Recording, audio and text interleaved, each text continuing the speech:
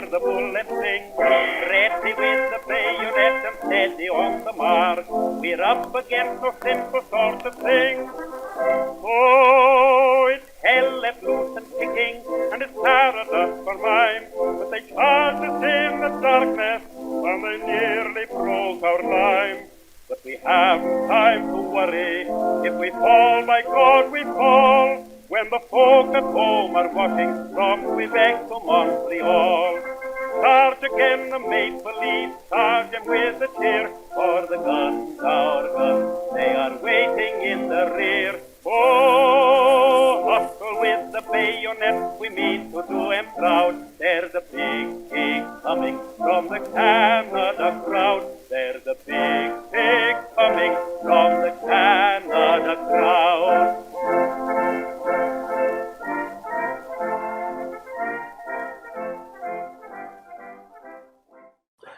Hello, Lawyers, Guns, and Money podcast listeners. I'm Rob Farley, and this week we are going to transition seamlessly from our long series of discussions about Game of Thrones to make an effortless transition to a discussion of Canadian defense and security policy. With me today is Dr. Paul Mitchell of the Department of Defense Studies at Canadian Forces College. How are you doing today, Paul? Not too bad. Very good. Very happy to be here today. Well, we're very pleased to have you. I hope everybody's pleased to have you. Now, you wanted to make a disclaimer to begin with? Yeah, I just need to say that the views expressed in this interview are solely my own and not representative of those of the Department of National Defense or the Canadian Forces College. Right. So just a little bit by way of intro of how I found my way to have interest in this topic. First, obviously, one of the members of Lawyers, Guns, and Money is Canadian. Scott is from, I think he was born in Moose Jaw, and he's from Calgary, a big Flames fan.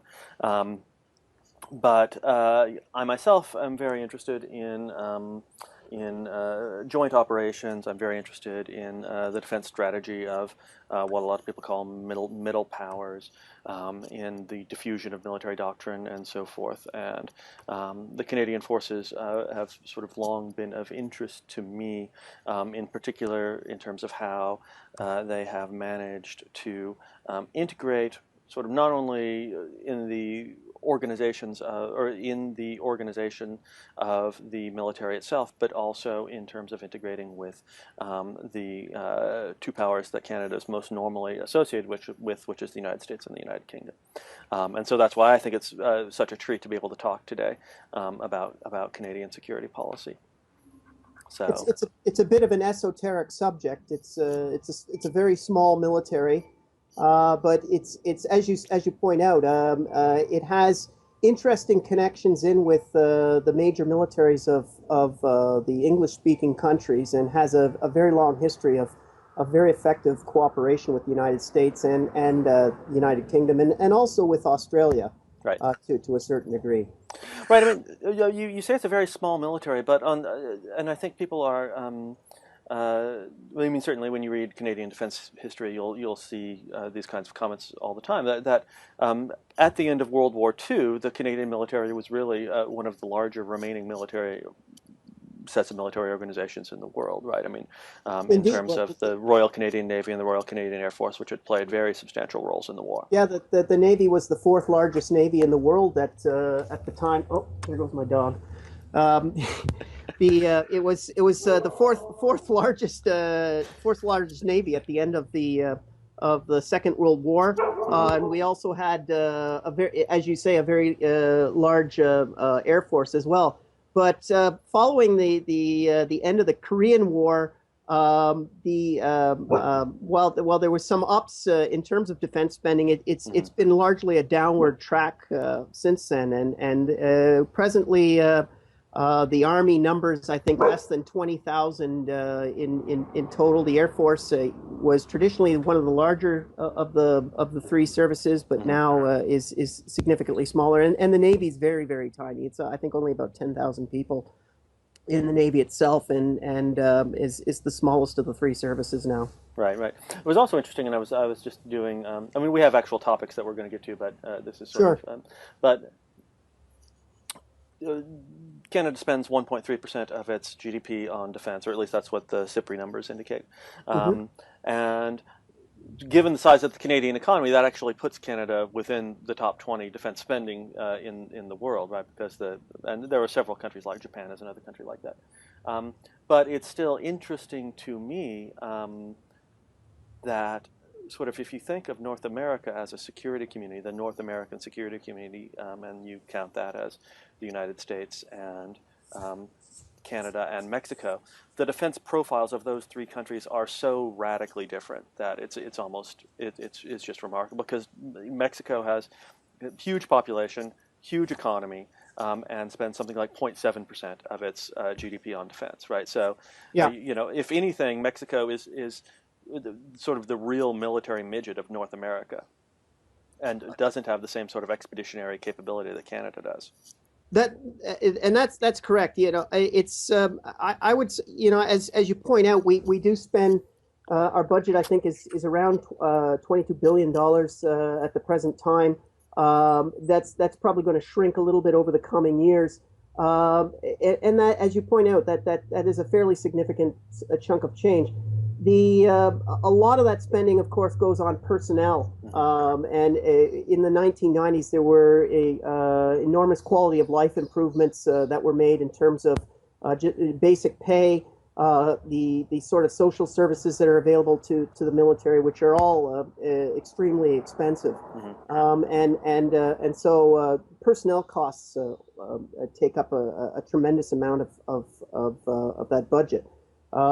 But that being said, as you point out, we're one of the very few Western militaries that do have an effective expeditionary capability. The ability to project power into Afghanistan for the past 10 years, I think, being an excellent example of that. The ability, the Navy had very, very heavy commitment to the Gulf of Oman between 9/11 and basically about 2007. Practically every ship in the Navy deployed for some period of time into that particular region. It almost broke the back of the Navy in terms of its personnel, the commitments that were being made.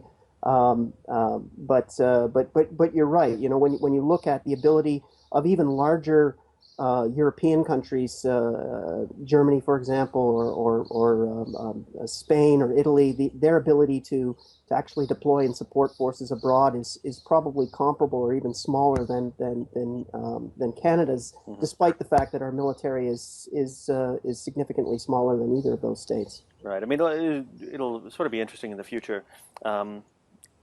To some degree, watching a comparison of those kinds of expeditionary capabilities between Canada and the United Kingdom, especially if the United Kingdom persists in the Trident replacement, which will suck up a gigantic portion Exactly. of the UK's defense budget.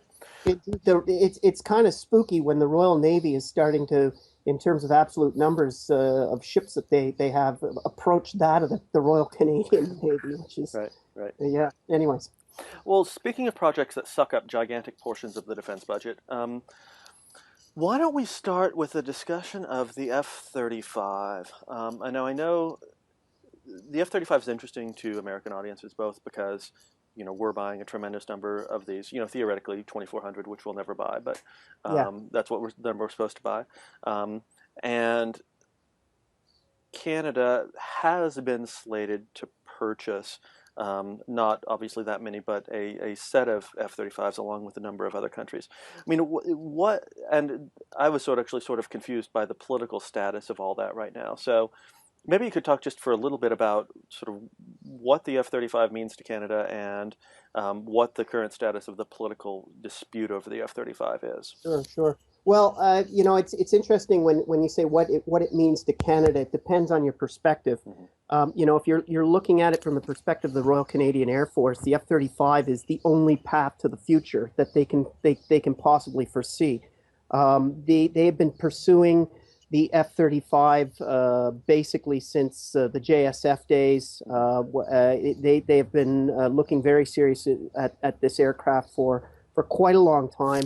it's been very clear that it is fifth generation or bust as far as the Air Force is concerned, and so they're not really all that interested in looking at the alternatives like Typhoon or Gripen or Rafale. They're not even really all that fussed about looking at the Super Hornet as an interim type model that might tide them through this particular thing, despite the fact that the fact that we're already operating CF-18s and there's a certain level of commonality there.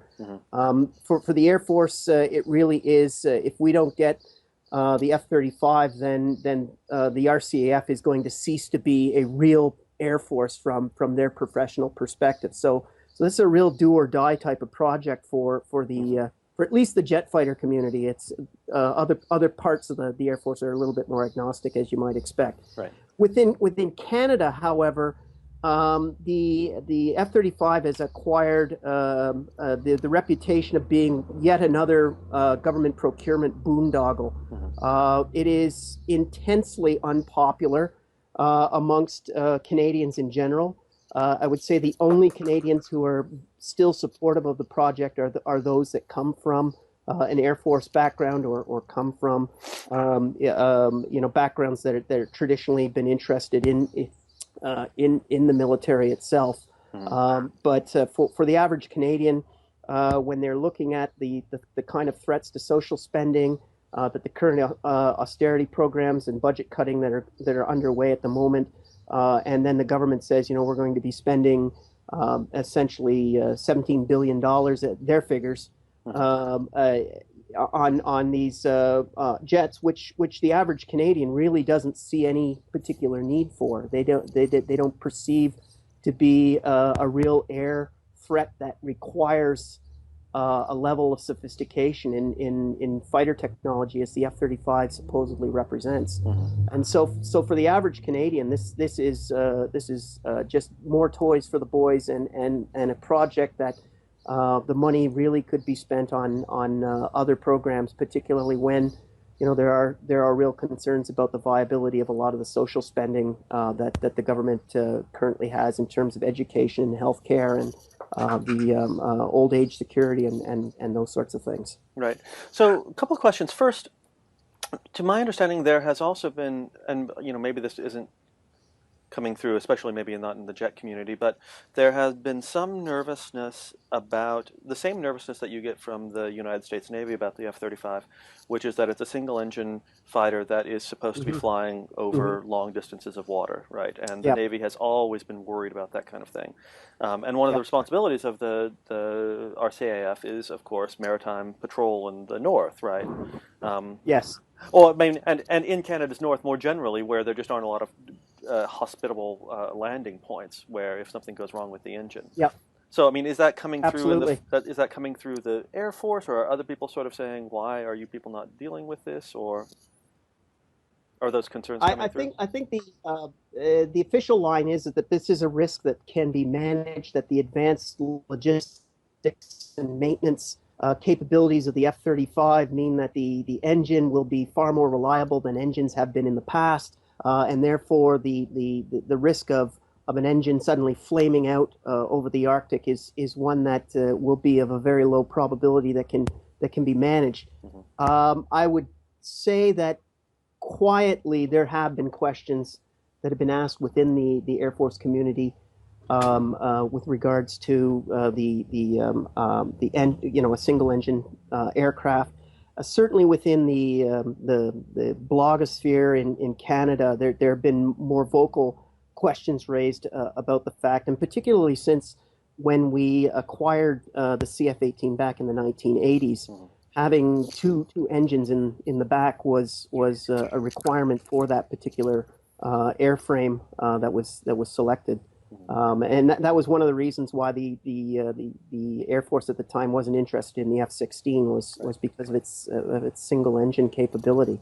And so these questions are been raised, but they've been very quiet, and they've been tended to be limited to defense analysts and such. The Air Force itself is, as I said, has essentially, from my perspective, made up its mind as the type of aircraft it wants. It wants a fifth generation fighter. and this is the only one that it's likely to get in the near term, and therefore it's going to manage the risk of having a single engine in the back. So, I mean, my second question then sort of goes back to this. It goes back to a little bit of what you've written on in the past, which is sort of the integration of joint warfighting with larger partners. I guess my question. So, it is difficult for me to imagine, and I have to guess it's difficult for a lot of people to imagine. Canada embarking on some sort of expeditionary war with some large number of F-35s, not in collusion with presumably the United States, but at least with the United States and the United Kingdom or some other country, right? And so, for me, it's, I mean, were I laying out a division of tasks between countries and coalitions, it would be very easy for me to say, well, let the United States buy the extraordinarily expensive F-35s that are, going to be there on the first day of the war and be breaking open the door. And after air defenses are suppressed, then, there's a whole variety of different fourth generation and 4.5 aircraft that countries like Canada could use to contribute to the war to the extent they're interested in contributing. Right? I mean, in Libya, we didn't even use the F-22s because they were pointless, right? They were useless. Right. And the same thing would be in Syria, or presumably after the first day, the same thing would be in Syria, or in Syria. So, I mean, is this conversation also happening, right? Or is the Air Force, and I don't mean to pick on the Air Force, but I mean, I guess, is there prestige value to this? There absolutely is prestige value in it, and it's as I said, what I alluded to about whether or not you're a real Air Force or not. I think the RCAF basically looks to a certain degree, and not openly, but I get the sense from my Air Force colleagues that they look at what happened to New Zealand and its Air Force when it decided it wasn't going to modernize its A4s and with the F-16s. And basically got rid of their fighter fleet entirely. I think that's the nightmare scenario that many Canadian fast air pilots think about in their darkest moments about what might happen in the future. I think the Air Force really looks at the fighter as the last real capability that enables it to sort of stand up and say, yeah, we are a modern, high-tech Air Force, and thinking about air power in a very, very narrow sense. Not thinking about in terms of its capability for transportation, for ISR, or any number of different tasks that the Air Force is rather excellent at. It just if we don't have a fighter, then we're not a real Air Force. If we're going to be able to fight with the best alongside, or fight against the best alongside the best, as the mantra from the 1990s went, then we've got to have a fifth generation capability, and therefore we absolutely have to get the F-35. I've sort of almost in a tongue-in-cheek fashion, I've said, it's very short-sighted because, as you pointed out in your question, there actually are a lot of tasks that don't require this high-end capability. Indeed, in both Libya and in the previous engagement where we employed the CF-18s in Kosovo, the RCF wasn't part of the sort of kicking in the door and doing the very high-end, high-demand tasks. They were sort of doing the tasks that follow on the second and third days when you no longer need those high-end capabilities. And indeed in Kosovo, the CF-18s, despite the fact that they were unmodernized at the time, they were using unsecure radars and radios, contributed a fairly significant number of the actual airstrikes. And when you sort of did a per capita basis in terms of the Allied contributions, Canada was one of the highest. And again, in Libya, it also did a significant number, a fairly high number on a per capita basis there as well. As I was saying in a kind of tongue-in-cheek thing, if you look at the air threat that we face in this country, it really is something along the lines of probably a small commercial jet, a small private aircraft. And the fact that you're acquiring this fifth generation stealthy aircraft with this enormous capabilities to essentially target an airliner or a small private jet or something like that, it gets kind of ridiculous. And so I'm famously on the record for suggesting that what Canada's Air Force needs is not a fifth generation jet, but actually a turboprop, something like Super Tucano or an AT-6B Texan 2, with a heat-seeking missile on it, ground controlled, and basically just doing cap patrols over our major cities for this type of threat. And then these things would be absolutely wonderful in terms of doing counterinsurgency and ISR type missions for foreign Right. Foreign expeditionary missions and that sort of thing. It'd be great for supporting the Army and that. Of course, the jet community doesn't want to hear that at all. So.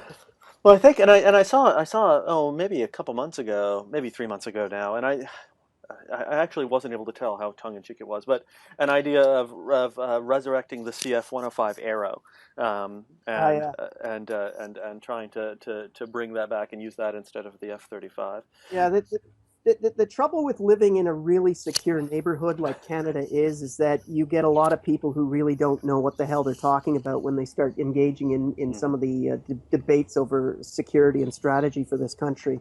The CF-105, the Arrow, is a nationalist touchstone in this country. It's almost on par with the NHL in terms of its iconography within Canadian nationalism.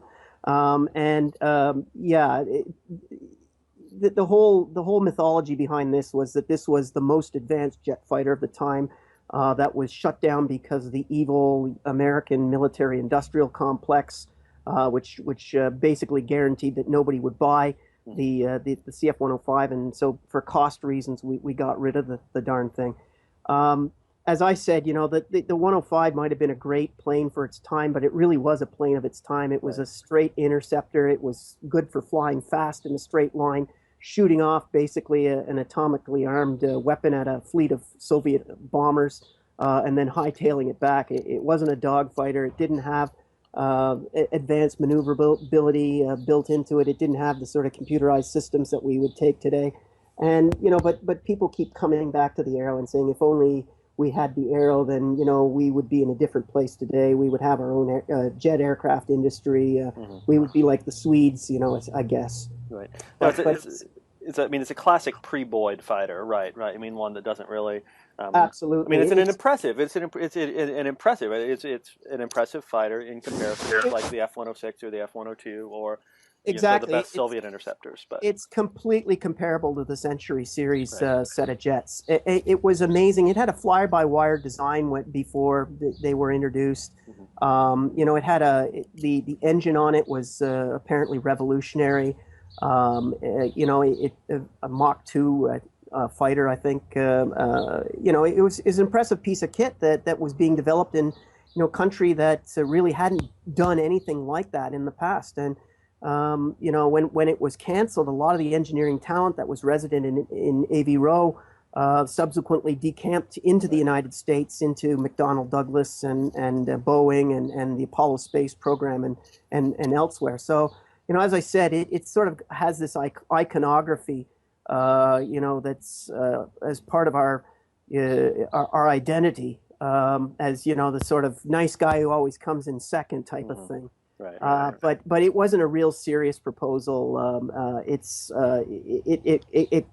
got a bunch of headlines for a couple of weeks, but it's been roundly shelved and put into the circular file. Right.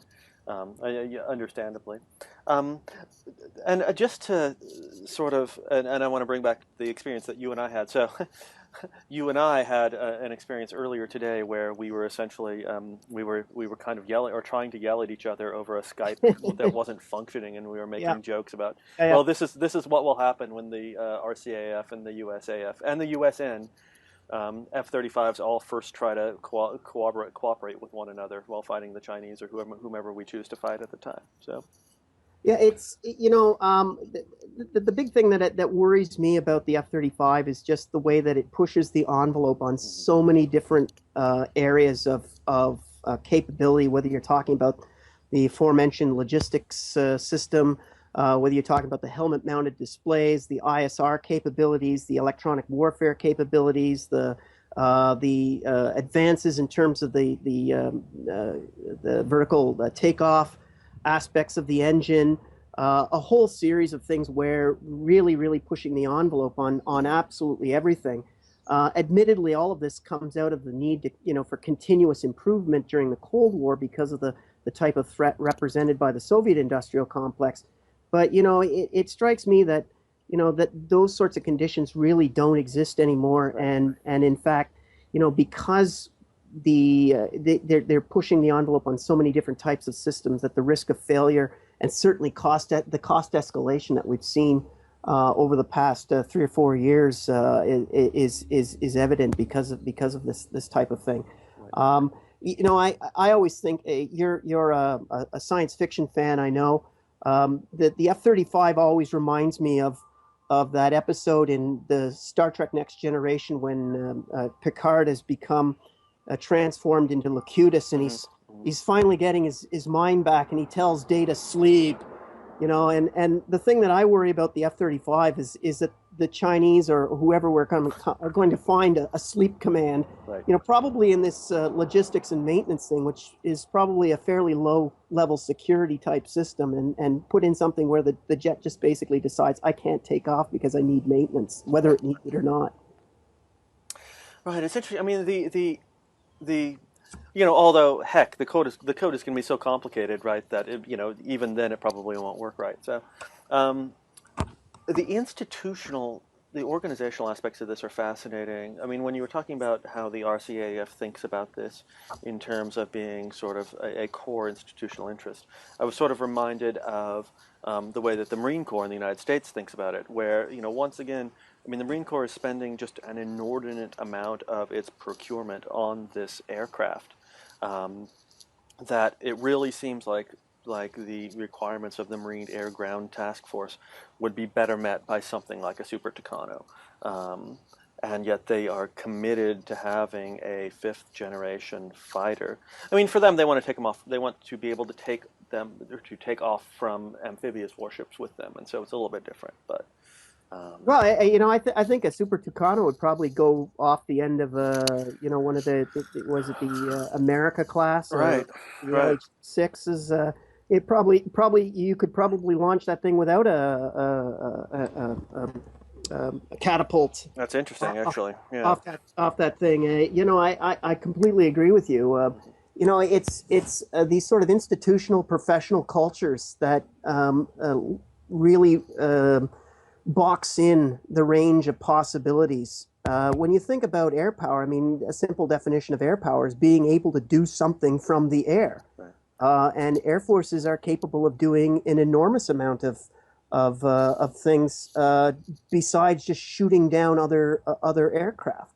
When you think about the role actually that the RCAF played in the development of the north of Canada in terms of not only mapping the north, but also in terms of the logistics and supply demands of keeping northern communities supplied with goods during the 1920s and 1930s, and in the 1950s as well. Whether we talk about the sort of search and rescue type of missions, which are incredibly important in the north, and ones which the RCF plays a central role.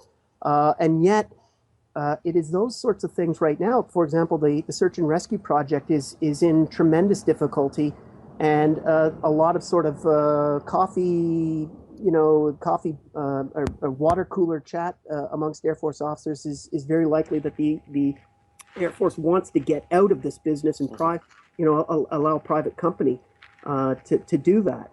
And I think that's as I said, it's a very short-sighted look at what air power is capable of and what air power can do for this country. Arguably, the Air Force performs a far more important role in terms of its day-to-day mission for things like search and rescue than it does in terms of being able to project power over the Arctic. There's not a lot of countries that actually can project air power over our Arctic. The United States and Russia are basically it, and certainly the ability to sustain that air power over our Arctic is incredibly limited. And indeed, if you got a bear bomber over Ellesmere Island, what would you do? Right. So, kind of on the same subject, but a little bit of a pivot.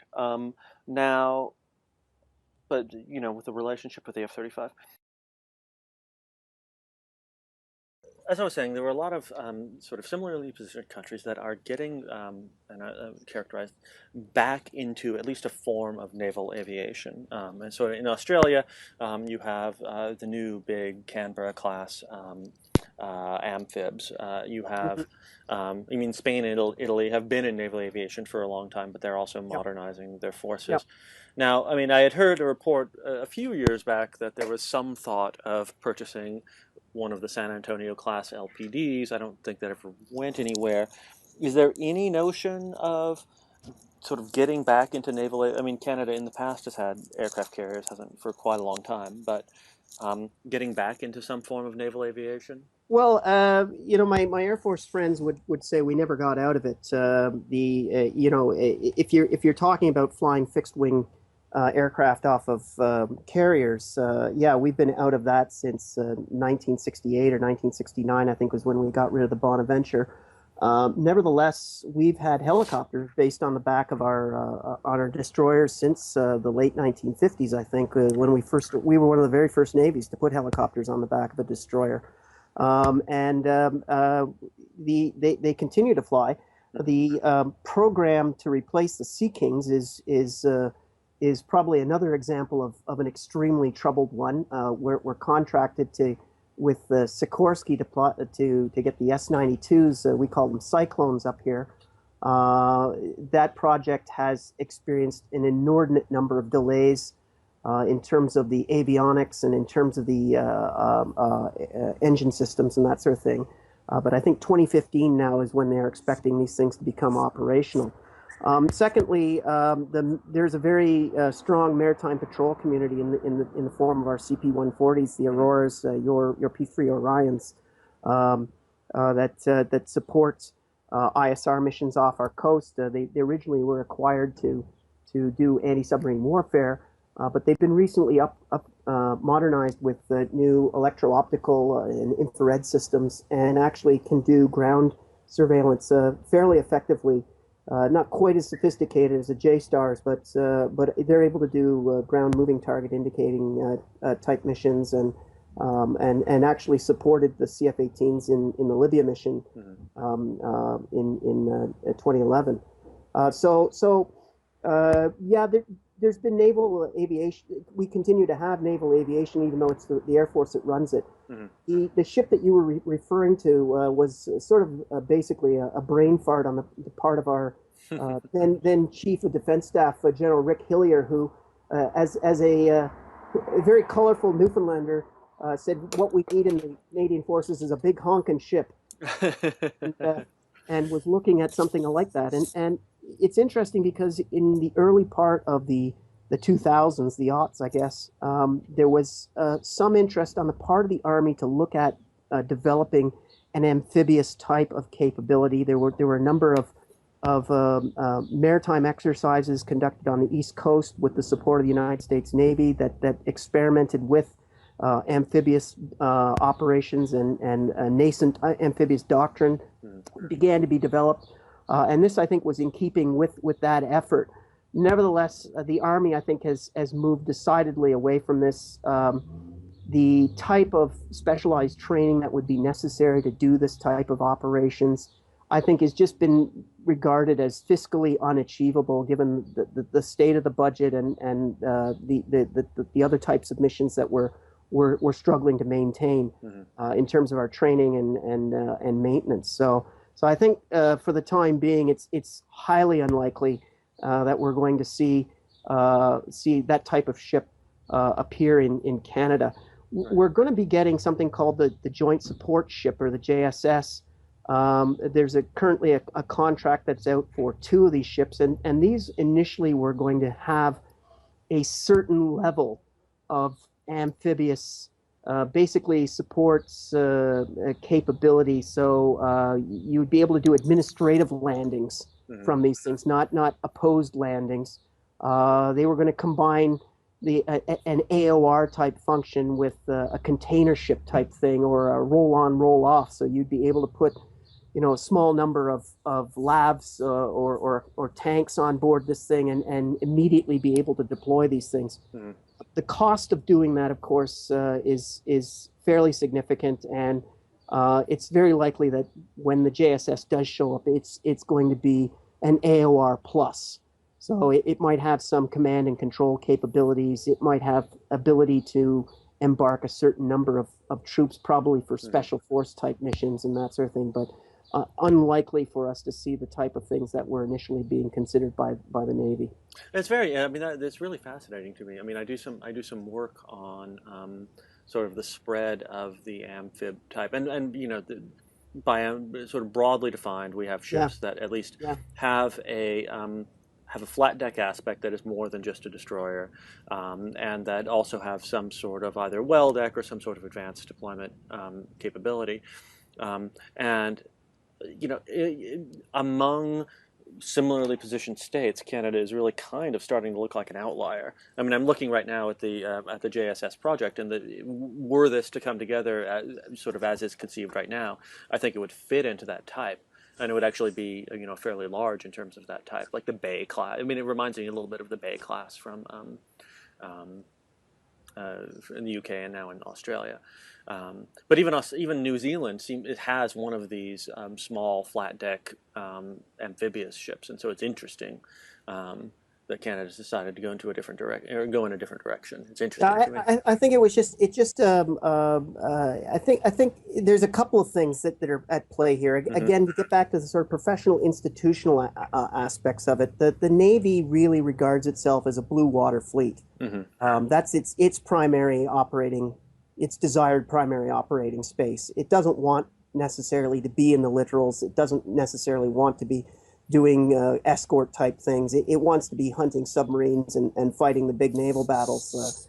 When the JSS was proposed, the Navy sort of was looking at the tea leaves at the time and saying the only way we're going to get money for a replacement AOR is to make this ship as joint as possible.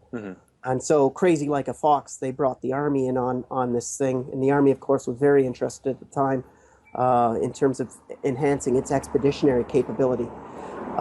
Since then, the kind of cost escalation that you see in all defense projects, the kind of challenges in terms of the divisions between capital, personnel, and operations and maintenance, always being chipped away at the capital side, have had both the Navy and the Army do a rethink on this. The Navy sees, I think, real threats to its blue water abilities, because our destroyers are now aging out.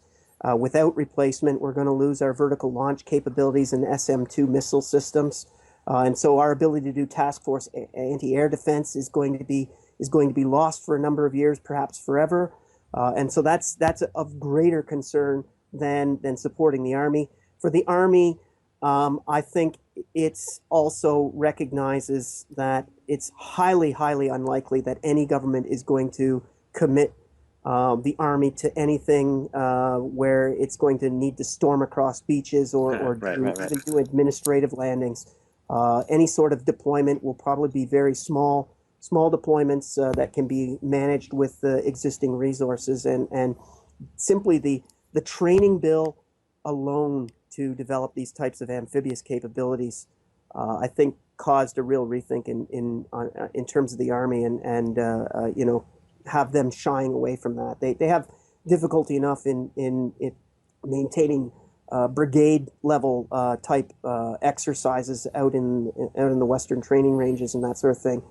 Adding a whole new set of capabilities in terms of being able to operate in a significant way from ships, I think really had them sucking hard once they started to look at it in detail. Right.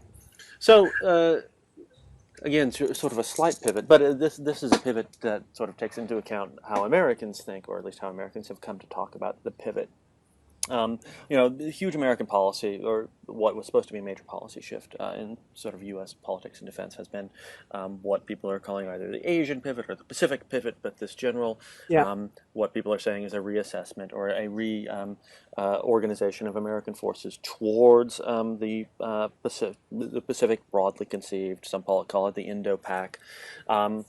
So I guess two related questions on sort of Canada's role in this Indo-Pac thing. I mean, first, to what extent does Canadian security planning and defense planning sort of there has been a long-term relationship with the transatlantic community, right? Yeah. Obviously, with Yeah. Canada's presence in NATO and so forth. Yeah. Is this shift to the Pacific something that's new and alarming? Is it something that's sort of seems entirely reasonable, given that Canada is in fact a Pacific nation? Or is it sort of orthogonal, right? I mean, is the notion that, another way of phrasing it, is Canada preparing to pivot towards an entirely different ocean because of the expectation of sort of new opportunities and new stuff happening in the Arctic? And that's a lot of question, but it all kind of Sure. is around this notion of an American Sure. Pacific pivot and what that means for Sure, Canada. I'll try and get at that, and if I miss some things, you can bring me back to it. But Right. to start with the last thing, the Navy has been slowly improving the quality of forces that it stations on the West Coast. Throughout the Cold War, the West Coast squadrons were basically training squadrons. There wasn't a high expectation that anything would take place if there was a general East-West war off the coast of BC. And so our oldest ships were deployed out there, and it was a bit sleepy. Since the end of the Cold War, however, the Pacific Navy has become quite a bit more active. It's done a lot of deployments into the Western Pacific, goodwill sort of diplomacy type of visits. It supported extensively the deployments into the Persian Gulf as well. So there has been a bit of a Pacific shift in that regard. And an important indicator of that is that we have a full-time submarine on the West Coast, whereas traditionally there hadn't been one since before the Second World War, really, out there. So that's an important indication. In terms of Canadian engagement with the Pacific and with regards specifically to the Asia pivot that was announced in 2012, I think, in the United States, I think Canada has been interested and somewhat ambivalent.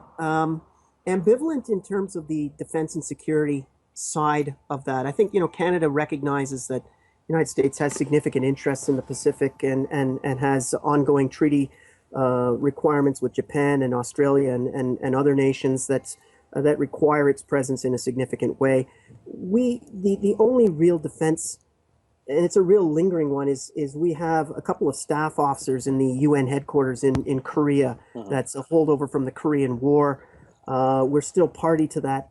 If things do brew up there, then the government's going to have to decide how it's going to respond, because there would be some call on our resources given that. But that's basically it. And as I said, that amounts to about 2 or 3 staff officers entirely. When I've done a number of trips with college students into the Asia Pacific on field study exercises and that sort of thing, and the common refrain that you get in the Asia Pacific with Canada is, great that you're interested, but why are you here? What can you bring? What do you want to achieve? There's a lot of mystification from Asian countries about what it is that Canada wants to do, and it doesn't bring a lot to the table when it tries to engage with a lot of these countries. Additionally, there's an interesting sort of sibling rivalry with the Australians. I was just about to ask about the relationship with Australia. Yeah, there is like a sense that, hey, this is our backyard. What are you doing nosing around in it? And we've got this covered. Why don't you go do something someplace else? Type of thing. And so when we tend to, for a number of years, Canada actually ran a fairly significant Track 2 engagement with the partners of the South China Sea dispute. I'm not sure whether China was involved, but certainly the other littoral powers were involved, in which we were discussing resource sharing and rights of the sea and a whole series of boundary issues and that sort of thing. It was sponsored by our development agency. And during that whole time, there was a lot of sort of angst on the part of Australia that we were basically meddling around in an area that really had very little of strategic interest to us, and really should have been left to them. So whenever we do that, there is some, as I said, it's kind of a sibling rivalry type of relationship, but the government really has had a difficult time in prioritizing various regions over the past decade or so. We've shifted from Latin America to Africa to the Asia Pacific. We're back to Latin America at the present time. We still have some lingering issues with the Asia Pacific. We have a very small diplomatic service. It's not unlike the State Department. It doesn't get as well funded as the Defense Department. It really is a question of priorities when you have the number of bodies that you can devote to any particular file. And of course, the Asia Pacific file is enormous in terms of the number of activities that are going on there on a daily basis. And so, committing to that region has a huge resource bill attached to it. And while the governments all make happy noises about, engaging with the Asia Pacific, taking advantage of the opportunities of the emerging economies there, of the rise of China, and all of that sort of thing. At the end of the day, it really is all about where the rubber hits the road and, money where your mouth is type of expressions. And there's been very little follow-up on the part of Canadian policy. And, from a military perspective, the tyranny of distance really limits the ability of Canada to do anything particular over there for any length of time. Right. I mean, it's very interesting. Sort of then going back to what we started with, where we had this conversation about what the F-35 means in terms of sort of the broader context of Canadian security policy and the broader context of coalition policy. It brings up even more questions in my mind about where this fleet of extraordinarily expensive fighters is ever going to be used. Right.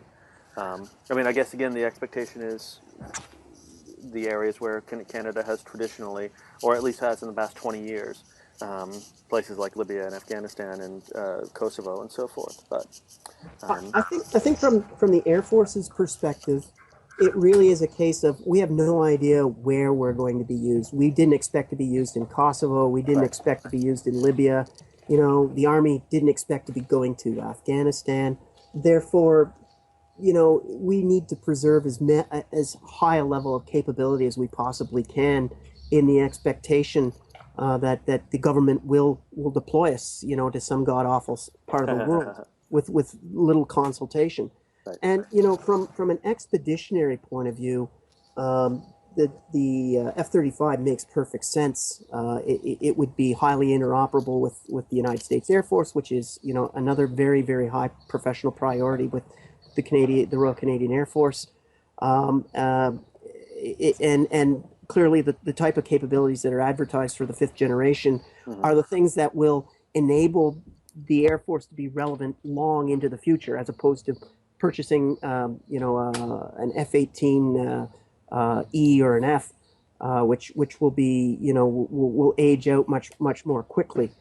The trouble is again, when the average Canadian thinks about the Air Force, they're not thinking about those aspects. They're thinking about the day-to-day aspect of it, and the fact that there really isn't a threat which would justify that type of capability. Right. I mean, the ISR capabilities of the F-35 clearly would be really helpful in the north. Flying two or three of those things, up there would give you a huge picture of what's going on in the north and that sort of thing. But admittedly, there are probably other capabilities that would give you the same sort of picture with less expense. Right. Right. The other thing I should just say too is the real problem that I have in particular with the F-35 is not necessarily the cost or the capabilities. It's the numbers we're considering. The government, it really is only is listed a number of 65. When you start doing the math on, how many are training units, how many are going heavy maintenance, how many are in, the serviceability rates and all that sort of thing, and then add on top of that, you do the math, that cuts the number of deployable assets down to a certain figure, and then you subtract from that the type of NORAD missions, the number of NORAD missions that we're committed to doing on a daily basis. The ability to project force overseas declines rapidly to the point where I'm not even sure we could afford to project anything overseas without the United States covering our butts in terms of NORAD missions. So, again, you're buying this jet in order to do expeditionary operations, but you're purchasing it in such small numbers that you're really limiting your ability to go and do the very missions that you bought it for in the first place. Right. I think that Canada's not really alone in this issue with regards to the F-35 because Norway and Denmark are and I think the Netherlands as well are in, if anything, more serious straits. Right. Especially Norway, because Norway has many of the same sort of northern patrol responsibilities, and so it's hard to see how Norway is going to be able to afford to send any of its F-35s. To exactly. I don't know how many the Norwegians are looking at purchasing, but yeah, not very many. Yeah, when it's probably a squadron or two, and you think about Norway doesn't seem to be a particularly large country, but the maritime approaches to the country are huge, and clearly with the Soviet Union being far more close to that country and interested in flexing its powers and so on and so forth. Yeah, absolutely. It's a similar problem, which is really interesting. 52 F-35s is what Norway wants to buy, which is not. Right. They'll never buy that many, I can't imagine. But. No, and and the interesting thing is the selling point for the F-35 really is its in terms of its interoperability and the ease with which supposedly coalitions of the willing should be able to be formed because of that, and yet because of the costs associated, this is not necessarily. I've heard it put, it's not a force multiplier; it's a force shrinker. Right. And I think that's the principal problem that we're paying for in terms of this ever the ever higher premium we put on technological innovation and modernization is that ultimately you get back to that quantity is a quality all of its own. Right. I certainly have a hard time imagining. In this country, the F-35 is often put forward, as we need to have this because we might get into a serious conflict with another state, and if we don't have the best, then we'll be putting our airmen's lives in jeopardy. And I say, well, with the number that we're acquiring, the difficulty of replacing war losses. Right. You think about the advanced manufacturing techniques that are necessary to make these type of jets. It's not like retooling a GM factory or a GE refrigerator factory like they did in the Second World War to produce tanks and bombers and that sort of thing. This requires highly specialized toolkits and industrial processes, and you see the difficulty that everybody's had in acquiring helicopters over the past decade, Chinooks. Right. and things like that, and in the midst of a war.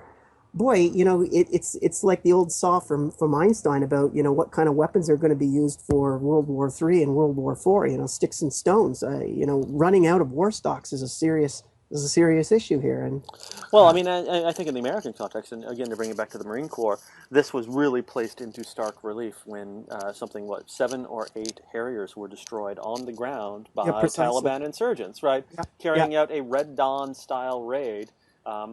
And there's just no way.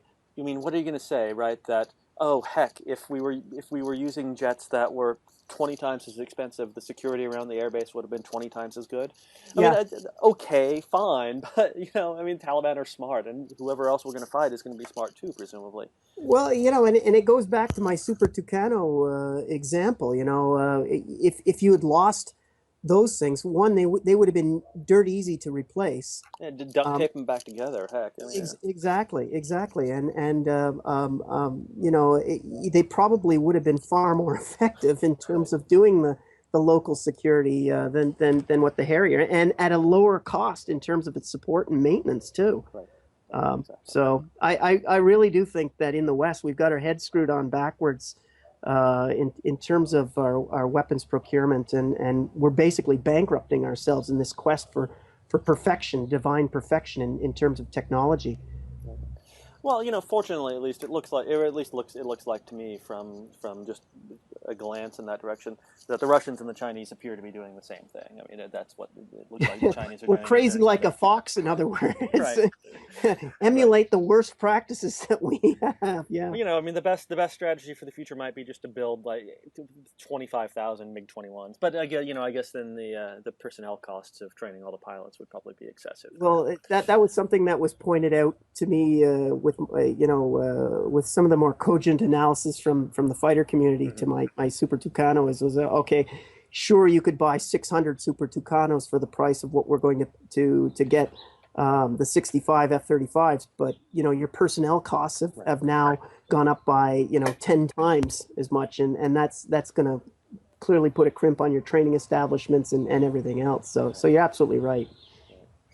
All right. Well, this has been a fantastic discussion. I mean, I think we've gone on a little bit long, but and we didn't get to everything we wanted to talk about. But I mean, we should have, at some point in the future, we should have a Canadian Defense and Security Policy Part 2 for the LGM podcast.